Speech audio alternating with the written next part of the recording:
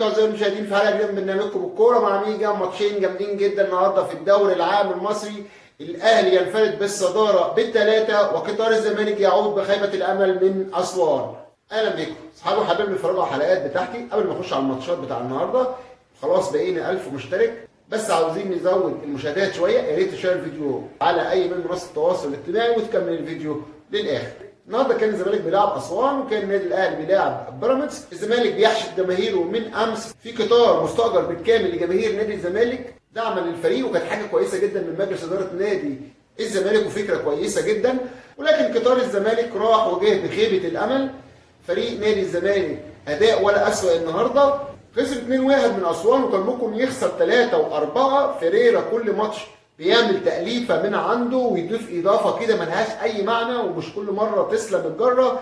مش بس فريرا اللي غلط، لا كمان لعيبة الزمالك نازلة بتعالي وكبر والثقة الأوفر، يعني اللي هي تخسرك المباراة. احنا الأبطال واحنا الدوري سنتين واحنا متصدرين الدوري، فرايحين متأكدين إن هم هيكسبوا أسوان. وزي ما قلنا تعالج كتير على الكورة، والشوط الأولاني بينتهي 2-0 لأسوان في مفاجأة كبيرة جدا ما كانش يتوقعها أشد المتشائمين. كلنا اتفاجئنا ان فريرا منزل شيكابالا في التشكيل الاساسي، ومعروف ان شيكابالا بينزل نص ساعه في الشوط الثاني بيقلب الماتش لانه عنده مهارات قويه جدا وسريعه جدا. ولكن فريرا هو كمان زي لعيبته جاي متكبر ومتاكد انه هيكسب المباراه، فنزل بتشكيل الى حد ما ومش محترم الخصم احترامه الكامل. وكانت النتيجه هدفين لاسوان في الشوط الاول، وهدف ثالث انقذته عارضه محمد عواد. فريرا كالعاده بيحرق دم جماهيره خلال الشوط الاولاني، وفي الشوط الثاني بيعدل وبينزل بالخطه وبيعمل التغييرات اللي الناس كانت متوقعاها، وبيقدر يقلب نتيجه الماتش. ولكن النهارده تغييراته ما اسعفتهوش وما قدرش يجيب غير جول واحد في الشوط الثاني، والمباراه خلصت 2-1 لنادي اسوان في مفاجاه كبيره جدا جدا لجماهير نادي الزمالك وعشاق نادي الزمالك، واللي بالهزيمه دي بينزل في ترتيب الجدول للمركز الثاني بعد فوز النادي الاهلي على بيراميدز النهارده. وبكده تعود جماهير نادي الزمالك بخيبه الامل من اسوان بعد خساره 3 نقاط غاليه في سباق المنافسه على الدوري المصري. نخش على مباراتنا الثانيه النهارده، ومباراه بيراميدز والنادي الاهلي. وكلنا عارفين ان بيبقى فيها حساسيه كبيره الى حد ما، لان النادي ده معمول تحديدا عندنا في النادي الاهلي. لكن الاثاره جت قبل المباراه بعد ما النادي الاهلي طلب تغيير ملعب المباراه من استاد السلام لاستاد القاهره الدولي، اللي النادي الاهلي وجد راحته فيه. والنادي الاهلي طلب تغيير ملعب اللقاء وتم تغييره، وبيراميدز اعترض على الكلام ده في بيان رسمي، ولكنه قال ان احنا مش هنعترض. ولكن اصدار البيان في حد ذاته يعتبر اعتراض رسمي، مش وكده وبس، لا كمان بيراميدز قال انا عاوز حكام اجانب للمباراه. وكان الحكم اللي ادار مباراه كاس العالم هو المحظوظ اللي هيحكم المباراه النهارده ما بين النادي الاهلي ونادي بيراميدز.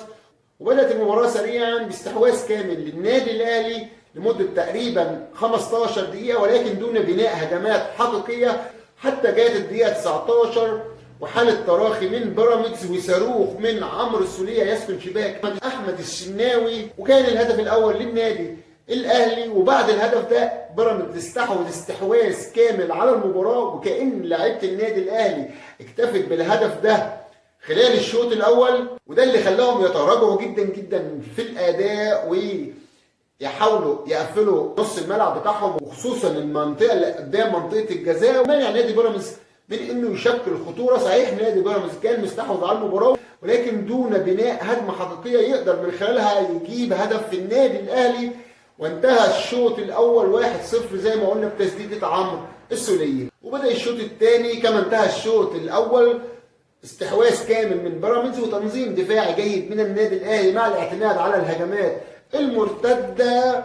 وفجاه بيجي كورنر للنادي الاهلي يروح على دماغ السوليه بيحط الهدف الثاني. وقبل نهايه المباراه كوره طايشه حسين الشحات بيشوط الكوره تخبط في مدافع بيراميدز. النادي الاهلي بيسجل الهدف الثالث. تقدر تقول ان النادي الاهلي طلع بالمباراه دي ب3 اهداف ولا فرصه ضايعه من النادي الاهلي. اللهم يعني يمكن مناوشات، على العكس نادي بيراميدز جاله بعض الهجمات وكان ممكن يجيب اهداف، ولكنه لم يستطع احراز اهداف النادي الاهلي.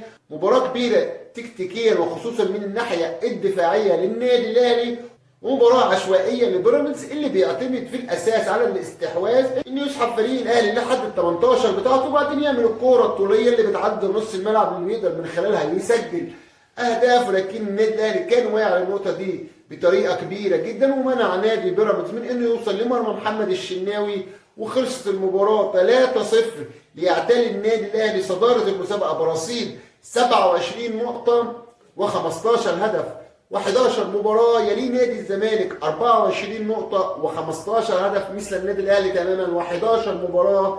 أما في المركز الثالث فيوتشر 22 نقطة من 10 مباريات، يعني فيوتشر لو كسب مباراة بكرة هيسبق نادي الزمالك هيبقى 25 نقطة. يليهم في المركز الرابع بيراميدز برصيد 20 نقطة من 10 مباريات.